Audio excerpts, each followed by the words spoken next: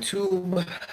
This is, well, a live stream has been overdue, and I decided that now would be a good time as ever to do a live stream. And I wanted to do this live stream on the volcanic eruptions that have been taking place in Hawaii. To sum it up, the volcanic eruption in Hawaii that's been taking place, Kilauea. Now, what you have one of the most active volcanoes in the world, Kilauea. And the thing about Kilauea, it's been erupting. Now, it's been erupting since January 1983. So it's a very active volcano. It's a shield volcano. And it is one of the most active volcanoes in the world. But one of the things about that volcano being very active, there was one particular event that has taken place this month. You've had a lot of lava eruptions taking place right around the northwest corner of the big island of Hawaii, around the Puna district. Now, to show you the Puna district, I must go to Google Earth. Let's go.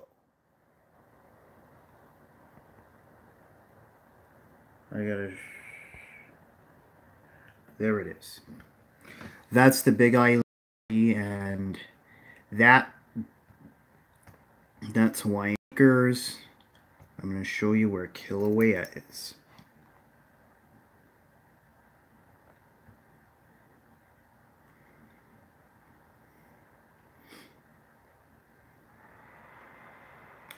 That is Kilauea. Let's back up again. It is part of a national park. This is one of the most active volcanoes in the world. It's a shield volcano, and I'm going to get into that into a moment. This is not the only volcano on the island, the big island of Hawaii. You have Mauna Kea up here, and you got Mauna Loa up here. Basically, Hawaii is an island of volcanoes, big volcanoes. And one thing about this particular volcano, it's a particularly destructive volcano because of what it's been affecting. One thing to remember, it is nowhere near Honolulu. Honolulu's up here. Honolulu's right up here, so it's on the island of Oahu. So now let's scroll in closer. I'm going to show you something. The volcanic eruptions are not affecting this part of Hawaii. No volcanoes here. Well, no volcanic eruptions here at the moment. No eruptions to speak of. So let's go back. So remember, if you know where Honolulu is, you will know that it's not being affected. But you have areas such as Leilani Estates, Lanapuna Gardens, basically all the areas up in northeast. I think I got it wrong. It's northeast Hawaii. Northeast island of Hawaii. I think I said northwest by mistake. But that's where Kilauea is. And you had an eruption taking place right around the eastern rift zone. And what you have in the rift zone, you have like little cracks and fissures that sort of like create a very well defined zone. And it's sort of like you have these cracks and fissures in the edifice of the volcano.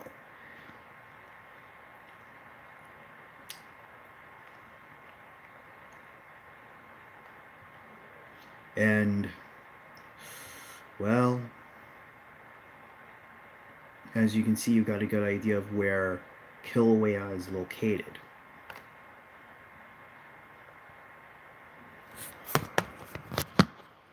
Before I could get into talking about Kilauea, I had to show you where it is. And I had to show you where it is because that's the only way you're going to understand the volcano. Sorry about that. YouTube went again. Now, Kilauea is a shield volcano, and it's a type of volcano. It's named because it's got a low profile, and the low profile of the volcano, it has like that low profile. It's like a shield. Think about a warrior shield. You got the shield on you. You got the shield, and the shield. Think about the shape of the shield. And when you think about the shape of it, you'll know why it's called a shield volcano. And shield volcanoes tend to have very liquid eruptions. The lava is entirely liquid and it has low viscosity.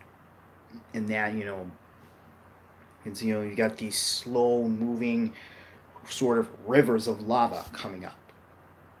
It's not like with the eruptions that you have in volcanoes like Mount Rainier, where you have a lot of rocks coming with that eruption. It's not like a lot of other volcanoes. It's a very sort of fluid eruption. And you have to understand, this is one of the most active volcanoes in the world. It's been erupting for over 3 decades. And, it's been a part of the island. And one thing you have to understand, the big island of Hawaii is growing in terms of land area. And it's growing because of volcanic activity. That's what makes it work. And in a way, this, you've got a dual personality here to understand. You have to understand, number one, for as much of a blessing and as much of an importance the volcanoes are in providing good soil and literally contributing to the building of the island itself, you've got some of the more destructive factors here. For starters, the lava has been flowing onto Hawaii State Route 137. That's going to cause some problems because, you know, not that lava coming onto the roads, it's going to cause problems because people have to drive, people have to go places. And if they can't go places, they can't do things. It's going to be hard to get to work. It's going to be hard to get things to and from certain areas. It's going to be costly. And then you have to consider a lot of people had to be evacuated because of, you know, the volcano going into places like, the eruptions affecting places like Leilani Estates, affecting Lanipuna Gardens. In fact, I'm going to show you where both of those areas are. Go back to Google Earth.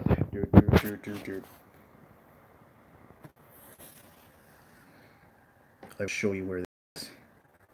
There's Kilauea, Leilani Estates. Bum, bum, bum. There it is. That's Leilani Estates. And even though you're in the far northeast of the island and the volcano is down here, the lava has been coming up through here. It is affecting the area.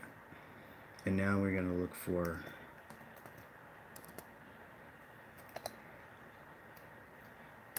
Lanipuna Gardens.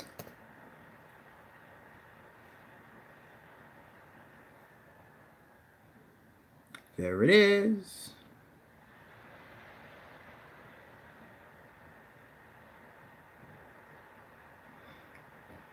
As you can see, Kilauea, it's good. It has a lot of things that it's going to affect.